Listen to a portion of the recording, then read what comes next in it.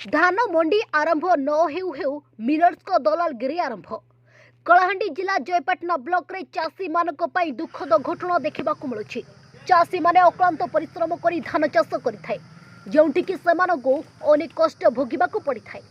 केतबेले अदिनिया वर्षा पुरी कुआ पत्थर माड़ खाई जहाँ टिके फसल अमल करिथांती ताहाकु केमिति अधिक 2 पैसा पाइबा पाई मंडी को नहीं सरकार को पक्षरु धार्य करा जायतिबा दाम रे बिक्री करि पारिबे बोली, किंतु केते असाधु मिल मालिक जो माने कि निजे मालामाल हेबा पाई चाषी मानक दुख को न बुझी अति निम्न मानर दाम रे मंडी आरंभ न हेउ हेउ चाषी को शोषण करने को पछौ रहांती। तेज आज देखा मिलता जयपाटना ब्लॉक अंतर्गत चतापद ठारू 4 चकिया जान रे धान लोड होइथिला। एही धान रंजन राइस मिल को जाउथिबार देखा मिलता। तेज आम प्रतिनिधि तुरंत स्थानीय सप्लाई इन्स्पेक्टर को फोन जरिया रे कथा जणाइथिले।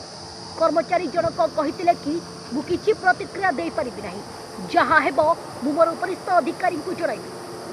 तापर आम प्रतिनिधि तुरंत स्थानीय तहसीलदार को जणाइथिले कथा। तहसीलदार को जणाइथिले मध्य कोनोसी सुफल मिल नथिला।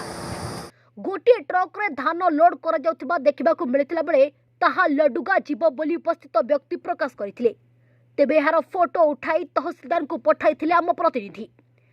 मिल मालिक किछि वर्ष पूर्वे घर भड़ा नहीं कष्ट रे परिवार चलाउथिले। आज से मिल मालिक भाव में बेस चलशुना।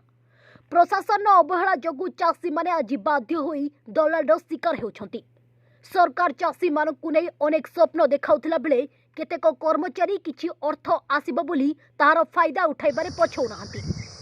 एहिपरि जदि चलिबो ताहाले मिल मालिक आहुरी बड़ बड़ मिल प्रकल्प तैयारी करी चलुथिबे आ चाषी जमी बिक्री करी शेषकु आत्महत्या करने बाध्य हेबो। तेणु प्रशासन को अनुरोध, चाषी मानक मंडी रे धान बिक्री किपरि हेबो ताहार पदक्षेप नेबा।